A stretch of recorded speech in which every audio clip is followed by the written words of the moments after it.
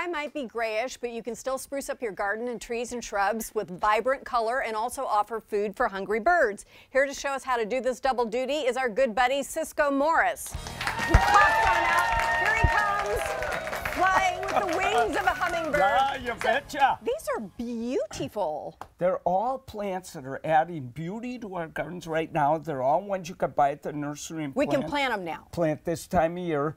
And I know you want to start where you want to start, but everybody's agreed this is really amazing. This is the absolute coolest plant on earth. None other is this good, except for a few others in my garden.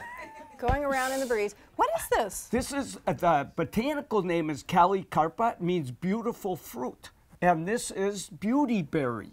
That is gorgeous. Isn't it gorgeous? The color is amazing. I've never seen such a thing. And get this, these leaves will get flaming fall color with these berries. Oh la la. And then they fall off and you've got the bare branches covered with a berry. I want one of these. You know, this came from China about 20 years ago. When I first planted it, the birds never ate the berries.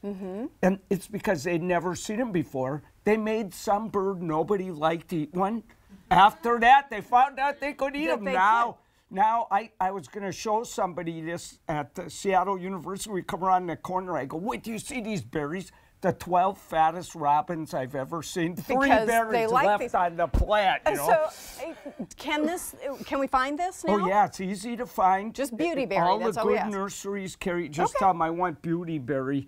This is profusion. You want to get profusion because you get more berries with that. And the berries last really a long time. Gets awesome. 10 feet tall. Whoa, okay, so I need some room for wherever I put it. Tell me about the other things you brought. Well, we all know that holly is one of the birds' favorite foods. So if you want to track, now, I know they're a weed in Seattle, but the thing is they have variegated ones, different ones with berries that don't spread so fast. You get those. You have to have a male in the neighborhood, but like 90% of the hollies are male. A male human, a male plant? What are you talking about? We need a male. They're only good for making the berries happen. Oh, okay. You know what I mean? No, not really, but that's okay. That's all right. I don't even want to discuss that anymore. What about these guys? Oh, this is such a good one. This is Pyracantha, indestructible plant in the sun. They get 12 feet tall, but you could shear them. So a lot of people. So is it a shrub or a tree? It's a shrub. Okay. And a lot of people shear them to make kind of like against a fence or something, and they're covered with these berries. You know what's so cool about this?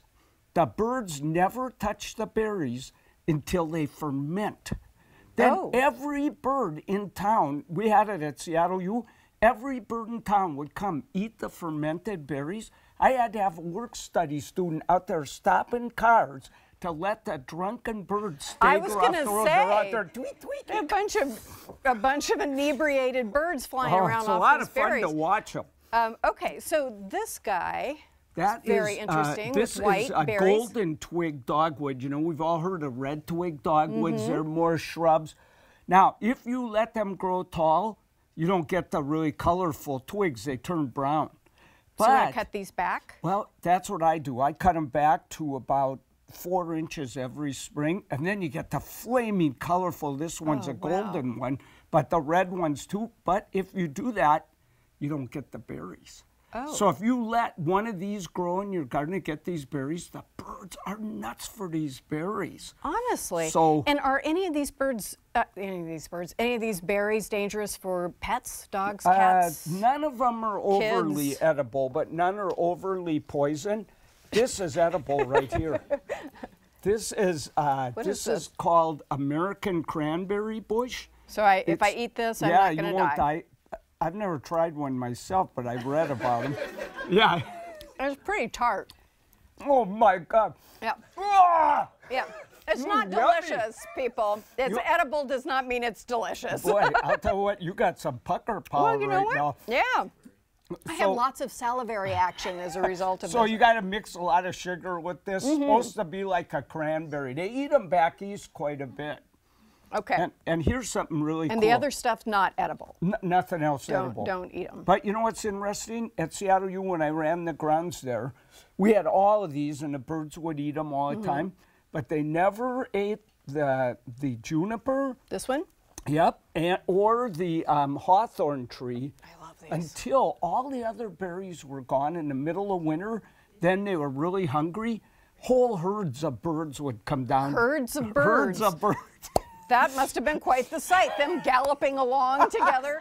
That's so funny. So these are the unpreferred berries. Yeah, they're unpreferred, but boy, do they need them when they're hungry. And they eat these juniper berries. I'd see a whole flock of bush tits would come in, just gobble them up. Wouldn't be one berry left when they left. Okay, so if I wanted to plant, we wanted to plant one of these now, which one is the hardiest plant? Well, if I were going to plant one now, I would pick this Beautyberry. I think I'm going to have one of those. Get. Yes. And just so people know, when you prune these, so they're going to, you know, it's 10 feet tall, and you got all these, so all you do is you go out there and pick a couple of the tallest ones and cut them way down to the bottom of the plant.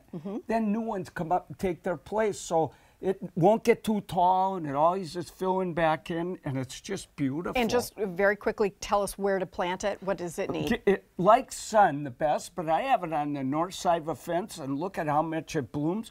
But the sunnier, the more fruit you get. So put it in a lot of sun. You'll get better fall color when it starts to get that too. I mean, well, if you cut this big piece off today, how big is the shrub you have? Well, the shrub's over 10 feet tall. Wow. So and it's just covered with these berries. It's just covered with them. Everybody walks by, I hear them like oohing and on, and it's like people have been ringing my doorbell. They don't even know who I am. I gotta go out and show them what it is, you know.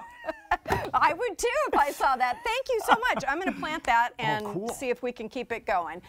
So now that your awesome trees and shrubs are in place, you're going to need a good gutter system so your leaves don't clog it all up, and we'll talk about how to do that after this. Thank you, Ciscoe.